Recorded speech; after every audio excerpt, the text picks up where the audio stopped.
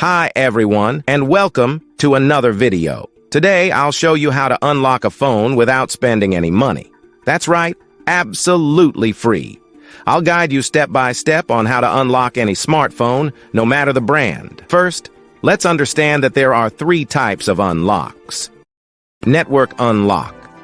This allows you to use your phone with any SIM card from any service provider in any country. Factory reset protection or Google account lock.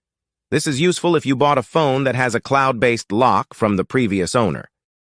Passcode unlock. This helps you access your device if you've forgotten the passcode or security pattern. Before we start, a quick disclaimer. We will only use legal methods and no hacking tools. I'll show you free and ethical solutions with no illegal activities involved. So, let's get started. To unlock your phone from any carrier, remove the passcode, or perform a factory reset protection unlock, you'll need to find your phone's IMEI number. It's super simple. Just grab your phone, open the phone application, and dial *#06#. The IMEI number will appear on your phone screen. Now I will show you exactly how to unlock your phone. So, let's get started. On this website, we will unlock your phone from the carrier.